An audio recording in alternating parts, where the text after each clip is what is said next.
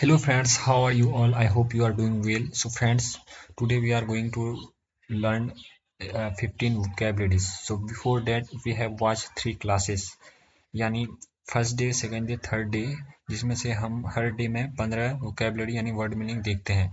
आज जो हम लोगों का फोर्थ डे है और आज भी हम लोग 15 वोकेबलरी देखने जा रहे हैं। तो without any further delay let's start the video. तो सबसे पहला जो हम लोगों का वोकेबलरी है, वर्ड मीनिंग है, वो है क्या?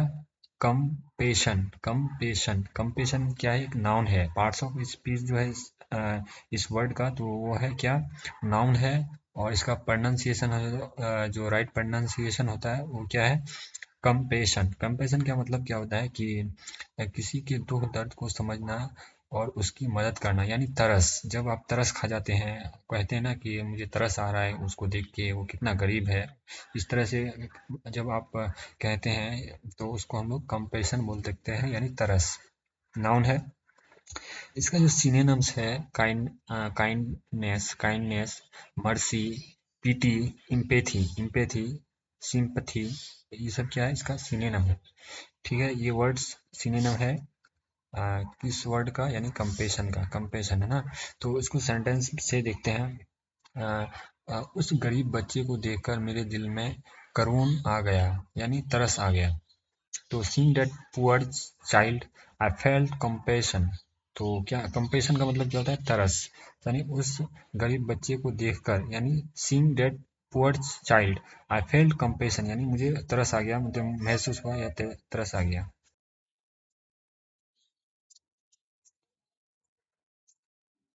तरस आ गया।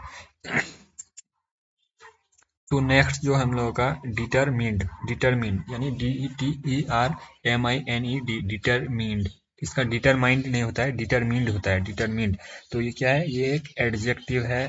और इसका पार्ट्स ऑफ स्पीच एडजेक्टिव है, प्रोनाउंसिएशन है डिटरमिन्ड, और मीनिंग है जो कुछ भी हो अपने लक्ष्य को पाने की जिद करना, यानी दृढ़ निश्चय वाला, यानी पूरा दृढ़ निश्चय वाला।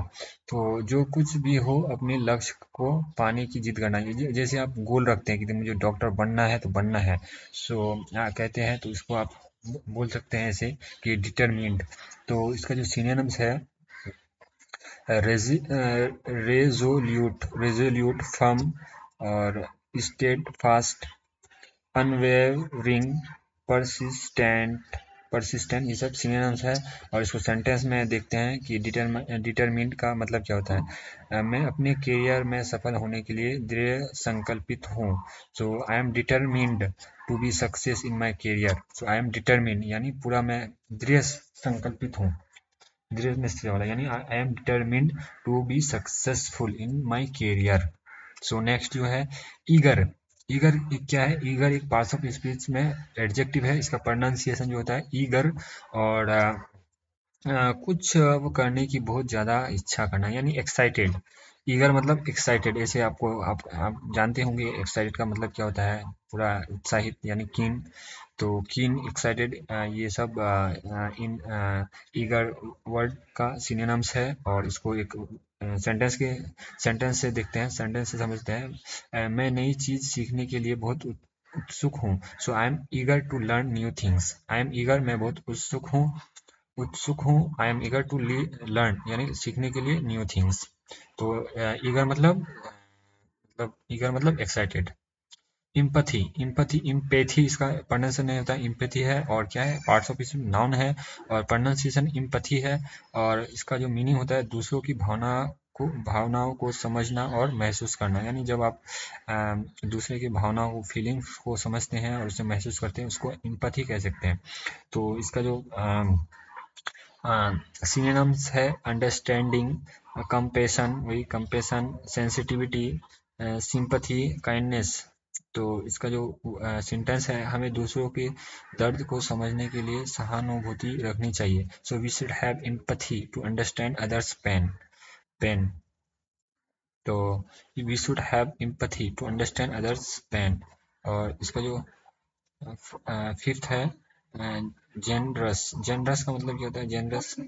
जेनरस एक एडजेक्टिव है और इसका मीनिंग जो है दिल से देने वाला, दूसरों की मदद करने वाला यानी दानी, जिसको दानी कहते हैं। जैसे अगर सपोज डेट मुकेश अंबानी है और गरीब को तो दे दे रहा है तो वो एक जेनरस है, तो उसका एडजेक्टिव जेनरस जेनरस है। इसका जो सिनोनिम्स है kind hearted, charitable, benevolent, big hearted, selfless.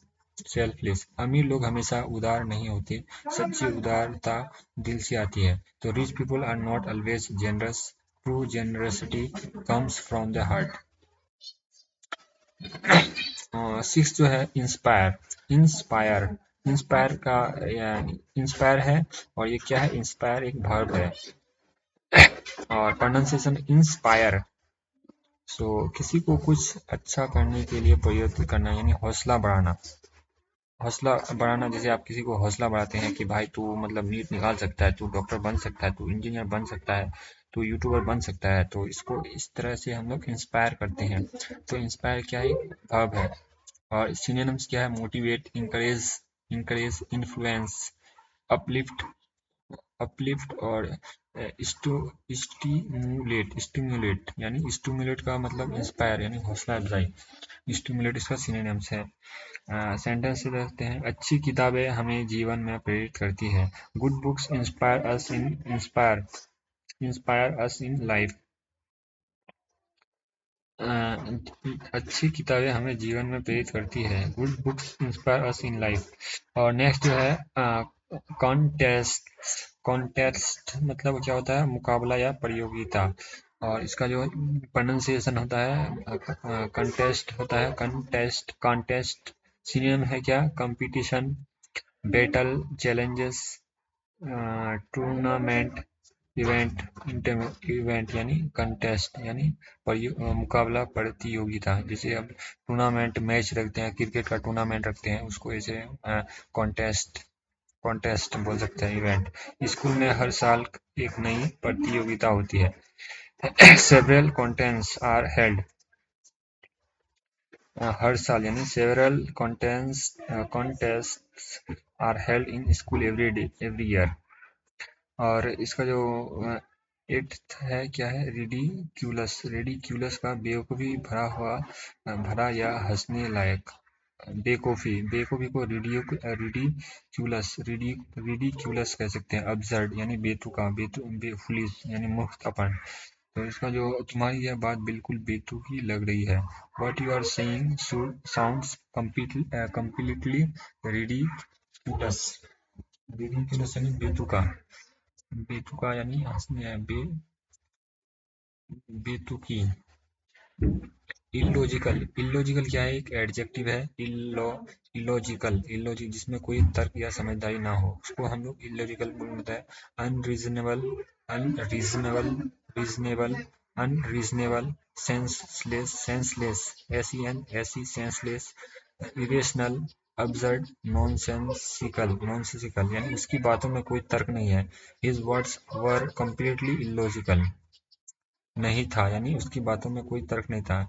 His words were completely illogical. Nonsensical, nonsensical जो कोई मतलब ना रखे, बेकार की बात, वही मतलब इसका नॉनसेंसिकल या फिर इलॉजिकल कह सकते हैं इसको। नॉनसेंसिकल, अब्सर्ड, फुलिश, इलॉजिकल, इसी का सिनोनिम है नॉनसेंसिकल, जो मतलब। और इसको एक तो तुम्हारी बात एकदम बकवास लग रही है यानी बकवास। Your words sound completely nonsensical, nonsensical मतलब वही बेकार, बकवास।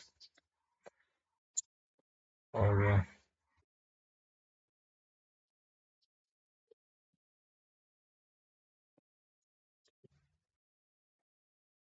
करने वाला। फिर फिर जो है क्या, प्रीपोस्टरस। ये प्रीपोस्टरस क्या है, एडजेक्टिव है, और उसका जो बिल्कुल भी सौंदर्य भरा ना हो, बहुत अजीब यानी वही बकवास। प्रीपोस्टरस, इलॉजिकल और नॉनसेंसिकल, वही सब एक ही जैसा है। अब्सर्ड, रिडिकुलस, नॉनसेंसिकल,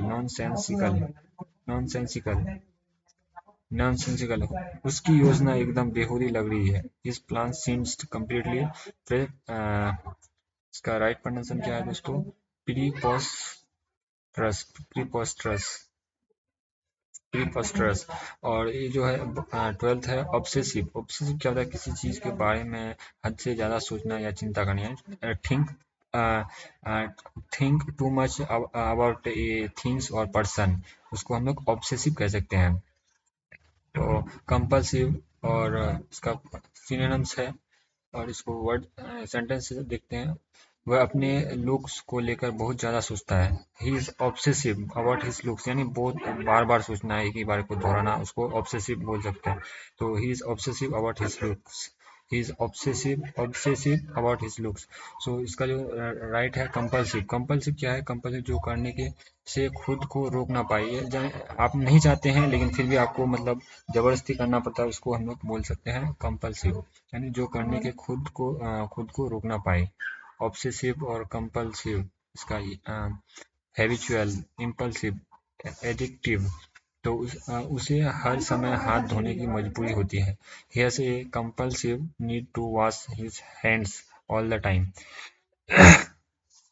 तो कंपल्सिव मतलब जो करने के जो आप मतलब कुछ करते हैं, आप रोक नहीं पाते, उसको कंपल्सिव कहते हैं। और इसका जो ये है ऑब्सेसिव। ऑब्सेसिव मतलब डबल, मतलब बार बार किसी चीज को करना। और डिसऑर्डर का मतलब क्या होता है, किसी चीज की गड़बड़ी या असामान्यता। इसका सिनोनिम जो है केओस मैस